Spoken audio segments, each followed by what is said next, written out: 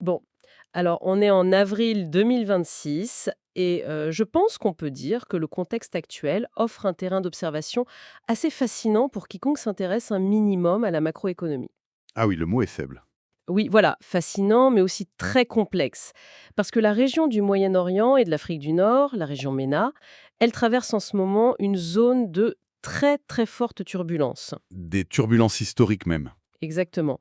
Entre les conflits armés qui s'éternisent, cette espèce de refonte brutale et forcée, et d'ailleurs, hein, des grandes routes énergétiques mondiales, enfin, tout ça crée un niveau d'incertitude géopolitique qui paralyse littéralement l'investissement de long terme. Ouais, l'attentisme est total dans la plupart des pays. Et c'est ça. Et la réaction logique face à un tel tableau, ce serait de voir l'ensemble des économies de la zone adopter une posture, disons, purement défensive. Se recroqueviller, en fait. Voilà, voire de subir une contraction économique sévère. Et pourtant, et c'est là que ça devient intéressant pour ceux qui nous écoutent aujourd'hui au milieu de cette carte régionale qui est, il faut le dire, largement teintée de rouge, il y a un nouveau rapport exhaustif de la Banque mondiale qui vient de sortir. Juste publié, ouais. Et ces rapports, il met en lumière une anomalie statistique et structurelle vraiment frappante. Cette anomalie, c'est la trajectoire de l'économie algérienne, Une trajectoire qui va à contre-courant. totalement. Donc l'objectif de notre exploration détaillée des sources aujourd'hui, c'est vraiment de démonter la machine, de comprendre l'ingénierie interne de cette résistance. De voir ce qu'il y a sous le capot, en somme. C'est exactement ça. Il s'agit d'aller au-delà du vernis des chiffres pour déterminer si on est juste en train d'observer un énième soubresaut lié au cours du gaz et du pétrole, ou si, au contraire, c'est une véritable mutation de l'ADN économique du pays qui s'opère là sous nos yeux. Et pour ça, il faut d'abord prendre la mesure de la fracture qui est en train de se creuser au sein même de la région MENA. Parce que la Banque mondiale, dans sa dernière révision, elle n'y est pas allée par quatre chemins, hein. Ah non, ils ont sorti la hache. C'est le cas de le dire. Si on exclut l'Iran des calculs, l'institution tablait initialement sur une croissance régionale plutôt correcte de 4,0% pour l'année prochaine. Ce qui était déjà optimiste. Sans doute. Mais là, ce chiffre vient d'être littéralement pulvérisé. Les nouvelles prévisions pour 2026, elles s'effondrent à un maigre 1,8%. 1,8%, c'est une chute libre. Ouais, une révision à la baisse de 2,2 points à l'échelle d'une région entière, c'est massif. C'est le signal d'un décrochage économique majeur, en fait. C'est d'une brutalité rare, surtout venant d'une institution aussi conservatrice et prudente que la Banque mondiale. Mais là où la lecture du document devient franchement vertigineuse pour notre auditeur, qui scrute ces données, c'est quand on isole la ligne de l'Algérie. Les prévisions ne bougent quasiment pas. Elle ne bouge pas. Le rapport affiche 3,8% de croissance pour 2025, une petite, très légère stabilisation à 3,7% pour 2026, Ouais, et ensuite on se maintient tranquillement au-dessus des 3% pour les 2 années suivantes. Concrètement, c'est plus du double de la moyenne régionale. c'est ça qui est fascinant ici, c'est ce contraste. Du coup, j'utilise souvent cette analogie, mais c'est comme si on était dans un avion.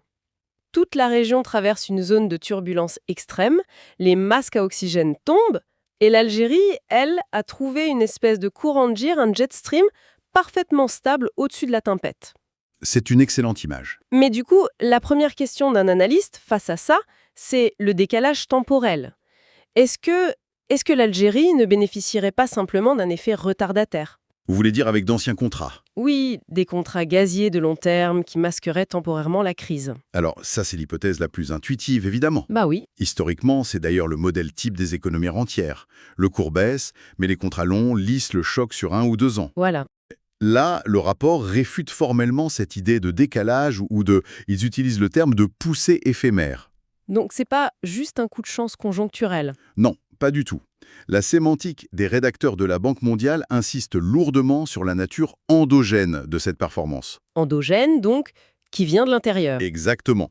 Ils identifient la construction de nouveaux piliers de croissance, des piliers solides capables d'absorber le cycle de ralentissement mondial. D'accord. Autrement dit, ce n'est pas le bouclier extérieur des contrats énergétiques qui protège le pays, c'est vraiment une modification du moteur de croissance lui-même. Alors là, c'est là que ça devient vraiment intéressant.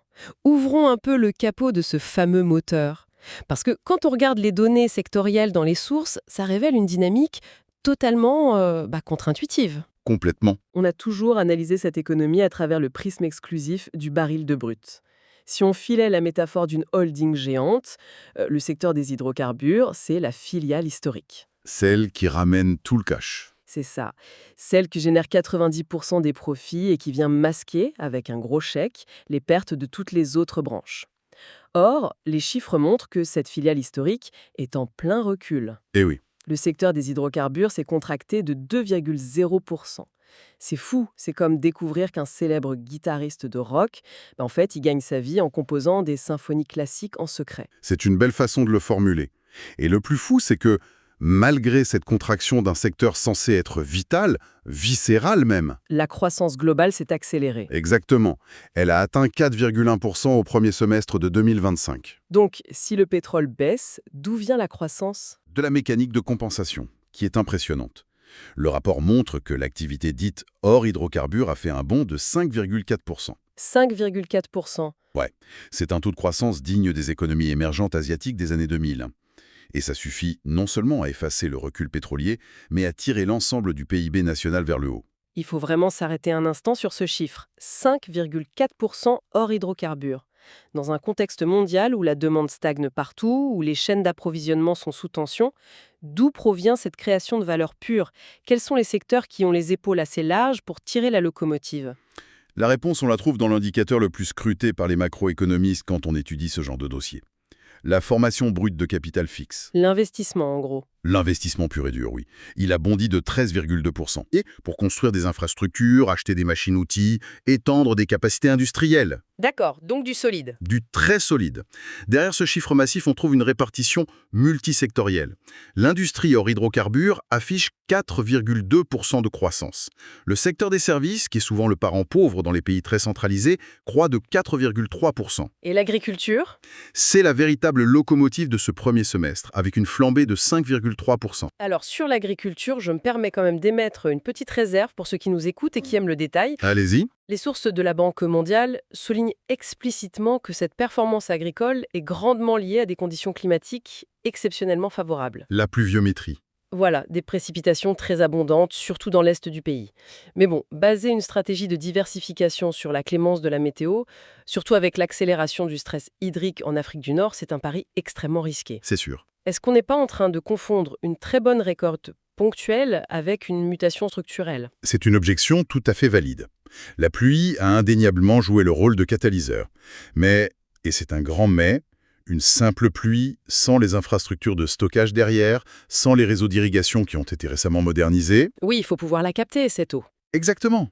Sans l'apport d'intrants agricoles, ça ne génère pas une hausse de 5,3% de valeur ajoutée à l'échelle d'un pays continent. C'est pas faux. Ce que la Banque mondiale valide officiellement à travers ces chiffres, c'est l'existence d'une base interne large. L'écosystème parvient désormais à capter ces aubaines naturelles pour les transformer en activités économiques pérennes, au lieu de voir cette valeur s'évaporer. D'accord. Admettons que cette base productive s'élargisse vraiment. Le grand test de toute politique macroéconomique, au final, c'est sa capacité à préserver les équilibres sociaux. Bien sûr, le pouvoir d'achat. Oui, parce que des chiffres de croissance sectorielle, ça ne veut absolument rien dire si la population s'appauvrit. Or, il y a une donnée dans ce rapport qui défie presque les lois de la gravité monétaire actuelle. L'inflation ? L'inflation. Sur les 11 premiers mois de 2025, elle s'est littéralement effondrée pour atterrir à seulement 1% en rythme annuel. C'est assez spectaculaire. 1%. Quand on voit les vagues inflationnistes mondiales qui continuent de ravager certaines grandes puissances, un taux de 1%, ça semble presque artificiel. On se demande où est le loup. Voilà.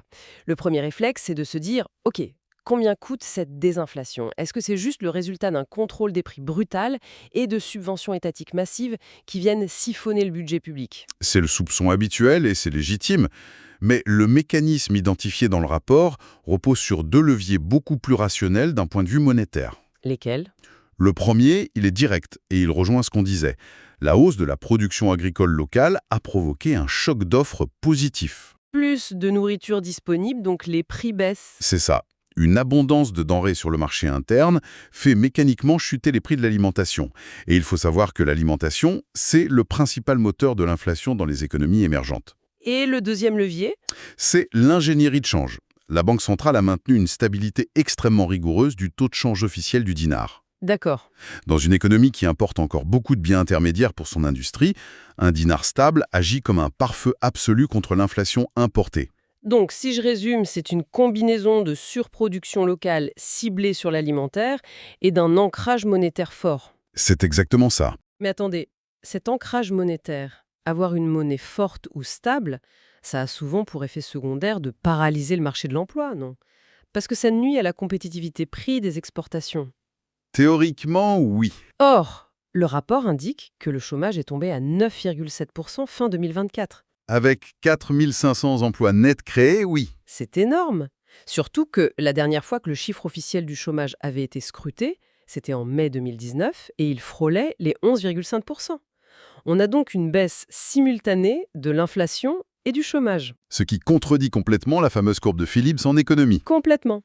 Alors comment cette équation magique se traduit dans le portefeuille des ménages, Sam? Eh bien, le point de jonction de ces deux phénomènes, c'est la relance vigoureuse de la consommation des ménages. Le rapport pointe une progression de 4,4%. Les gens achètent plus. Logique. Lorsqu'un marché interne de près de 47 millions d'habitants voit son pouvoir d'achat sécurisé par une inflation maîtrisée à 1%, et que la dynamique de l'emploi s'améliore, ça libère une demande intérieure colossale. C'est un vrai bouclier social. Et économique. Ce n'est plus l'État seul qui injecte de la monnaie via la dépense publique, c'est le citoyen qui, par sa consommation, vient valider le modèle des entreprises de services et de l'industrie manufacturière. Cette lecture donne vraiment l'image d'un circuit fermé particulièrement résilient. Mais bon, l'Algérie n'est pas une autarcie. Loin de là. L'économie est évidemment connectée au reste du monde. Et c'est justement là que les déséquilibres réapparaissent violemment quand on épluche les documents de la Banque mondiale. Tout n'est pas rose. Ah, on arrive sur la balance des paiements ? Oui, parce que le déficit du compte courant s'est brutalement creusé. Il est passé de 2,9 milliards de dollars en 2024 à 10,5 milliards de dollars au seul premier semestre 2025. C'est un sacré bond. C'est un trou béant. Et en parallèle, le déficit budgétaire affichait 13,8% en 2024. De tels indicateurs, franchement, dans n'importe quel autre pays de la région, ça déclencherait une dégradation immédiate par les agences de notation. Une panique générale. Voilà, et en appel en urgence au FMI. Alors, comment on explique ce grand écart ? Ce déficit du compte courant de 10,5 milliards, il a une explication très pragmatique. D'un côté, on observe l'effet ciseau de la baisse conjointe des prix et des volumes d'exportation d'hydrocarbures. Moins de rentrées en dollars. C'est ça. Mais de l'autre côté, on a une économie hors hydrocarbures qui tourne à plein régime, comme on l'a vu. Et pour soutenir cette croissance de plus de 5%, elle a un besoin vital d'importer. Importer 3, Sam. Des biens d'équipement, des machines, des demi-produits. C'est tout simplement le prix de l'industrialisation rapide. Le fameux coût de transition. Exactement. Sauf que si je gère mes finances personnelles comme ça, un déficit budgétaire à presque 14%, combiné à une fuite de devises par les importations, c'est intenable sur la durée. On vit au-dessus de ses moyens. Comment cette trajectoire peut-elle être absorbée sans recourir à un endettement extérieur massif ? C'est là qu'interviennent les fameux amortisseurs de crise accumulés par le pays. Le fameux coussin de sécurité dont parle souvent la Banque mondiale. Ce sont les réserves de change ? Oui, à la fin de l'année 2024, les réserves de change d'Algérie couvraient l'équivalent de 15 mois d'importation. 15 mois. C'est immense. Posséder plus d'une année entière de visibilité stratégique en liquidité internationale, sans avoir besoin d'engranger le moindre dollar supplémentaire, c'est un luxe institutionnel rare. C'est comme un ménage qui aurait des grosses factures imprévues ce mois-ci pour refaire cette toiture, mais qui dormirait sur un compte épargne massif couvrant plus d'un an de salaire. Très bonne analogie. Ça permet d'encaisser ce fameux choc de 10,5 milliards sans la moindre panique sur les marchés. D'ailleurs, la Banque mondiale est formelle sur l'apaisement des tensions. Elle projette que ce déficit du compte courant va se résorber rapidement. Ah oui. Oui, de 5,9% du PIB prévu pour 2025, il devrait tomber à 2,4% en 2026 et le déficit budgétaire, lui, devrait chuter à 7,4%. Donc on a une courbe de désescalade des déficits assez claire. Mais il y a une autre donnée qui a attiré mon attention dans ce rapport. La dette publique va continuer de s'alourdir. C'est vrai. Il projette qu'elle pourrait atteindre 67% du PIB d'ici 2028. Bon, le rapport insiste très lourdement sur le fait que cette dette est, je cite, interne, à long terme et à taux d'intérêt bas. C'est le mot-clé, interne. Justement, pourquoi le fait que la dette soit interne change-t-il complètement la donne en matière de risque de souveraineté ? Si l'on relie cela à la situation globale, le grand avantage d'une dette souveraine interne, c'est son immunité totale face au choc de change. L'État emprunte en dinars à ses propres institutions financières. Il n'emprunte pas en dollars ou en euros. Non, donc il échappe aux primes de risque imposées par les créanciers internationaux et il s'en fiche des variations des taux directeurs occidentaux, de la Fed ou de la BCE. C'est un filet de sécurité énorme. Mais d'un point de vue technique, est-ce que le système bancaire domestique a réellement les épaules pour absorber 67% de dette publique sans créer un effet d'éviction? Ah, Parce que si l'État capte toutes les liquidités pour se financer à des taux artificiellement bas, l'investisseur privé, lui, il ne trouve plus de crédit à la banque. c'est le nœud du problème pour les prochaines années, vous avez tout à fait raison. La viabilité de ce modèle ne tient que si la liquidité globale du système bancaire augmente de concert. Et c'est exactement pour cela que le gouvernement a lancé un vaste chantier de refonte législative et institutionnelle. Eh bien voilà la transition parfaite vers le cœur du réacteur, les réformes. Parce que si on se fait un peu l'avocat du diable, Allons-y. la promesse de sortir de la rente pétrolière, notre auditeur l'a sans doute entendu des dizaines de fois dans tous les pays producteurs. Et pourtant, la dépendance reste significative en Algérie. Les hydrocarbures pèsent encore 13,3% du PIB, c'est une part écrasante des exportations, et ça nourrit 45,8% des recettes budgétaires de l'État. Ça reste le poumon fiscal. Oui, la perfusion est toujours là. Alors, la Banque mondiale cite un arsenal de nouvelles lois sur l'investissement, loi monétaire et bancaire, loi sur le foncier économique, loi minière. Est-ce que cette vague de textes prouve que l'Algérie a enfin décidé de changer son ADN ou c'est juste traiter les symptômes? Prenons le foncier par exemple. Qu'est-ce qui change fondamentalement? Cela soulève une question cruciale. Jusqu'à très récemment, l'accès au foncier industriel, donc obtenir un terrain pour bâtir une usine, c'était un labyrinthe bureaucratique qui décourageait les capitaux. Même pour les locaux, hein. Surtout pour les locaux. L'État détenait les terres, mais le processus d'attribution était complètement sclérosé. La nouvelle loi sur le foncier économique a bouleversé ce paradigme en créant des agences spécialisées. Qui s'occupe de quoi? De viabiliser et d'attribuer rapidement, de manière transparente, les terrains aux investisseurs porteurs de projets générateurs de valeur ajoutée. Donc on déverrouille le goulot d'étranglement. Voilà. Et c'est couplé à la nouvelle loi sur l'investissement qui offre enfin des garanties juridiques claires. Plus la loi monétaire et bancaire, dont on parlait à l'instant, qui introduit de nouveaux instruments de financement et modernise la gouvernance de la Banque centrale. Ce qui permet d'éviter l'assèchement du crédit privé dont on avait peur tout à l'heure. Exactement. L'Algérie a trouvé une double équation gagnante. Profiter des prix élevés de l'énergie liés aux turbulences géopolitiques mondiales pour engranger des liquidités, tout en utilisant concrètement cette manne pour financer la diversification locale. Le cadre juridique est donc, enfin, rationalisé, mais produire plus en interne, ça pose inévitablement la question des débouchés. L'Europe est le partenaire traditionnel, mais on voit dans les sources une adhésion très poussée de l'Algérie à la ZLCAF, la zone de libre-échange continentale africaine. C'est un pivot stratégique majeur. Pourquoi ce mouvement vers le sud? Développer une industrie manufacturière n'a de sens que si l'on accède à des marchés d'exportation de masse. L'Europe est un marché mature qui croît peu et ultra réglementé. Le véritable relais de croissance, l'espace où les produits algériens disposent d'un avantage comparatif réel, c'est l'Afrique subsaharienne et le Sahel. Et la ZLCAF facilite ça. La ZLCAF supprime progressivement les barrières douanières, ouvrant un marché de plus d'1 milliard de consommateurs. Et c'est d'autant plus vital que le marché européen risque de se refermer avec le climat. Le rapport pointe un risque majeur, le CBAM, ou MACF en français, le mécanisme d'ajustement carbone aux frontières. C'est la taxe carbone européenne. Voilà. L'Europe va taxer lourdement les produits importés dont le processus de fabrication est jugé trop émetteur en CO2. Pour un pays dont l'industrie tourne largement au gaz naturel, ce mécanisme pourrait taxer hors marché les exportations algériennes avant même qu'elles n'arrivent en Europe. C'est une analyse très juste. Le CBAM impose une pression d'adaptation extrême. Donc le pivot africain, c'est pas qu'une opportunité, c'est une nécessité de survie. L'Algérie doit engager une double transition, diversifier ses produits exportables tout en décarbonant progressivement la matrice énergétique qui sert à les fabriquer. Et c'est là que le financement massif de l'investissement de 13,2% prend tout son sens. Quand on rassemble toutes les pièces de ce dossier, la photographie qui en ressort est vraiment aux antipodes des clichés habituels. L'économie algérienne apparaît comme la plus résiliente de la région. C'est indéniable à la lecture de ce rapport. On observe un pays qui a méthodiquement profité de la fenêtre de tir offerte par les prix de l'énergie, non pas pour gonfler artificiellement son train de vie immédiat comme on l'a vu par le passé, mais pour accumuler des liquidités et refondre son cadre productif. Avec une gestion prudente. Le maintien de l'inflation à un plancher de 1%, adossé à la baisse du chômage, ça garantit la paix sociale, indispensable à ces réformes. Les déficits actuels sont assumés, ce sont les cicatrices normales d'une croissance industrielle accélérée. C'est l'illustration de ce que la Banque mondiale définit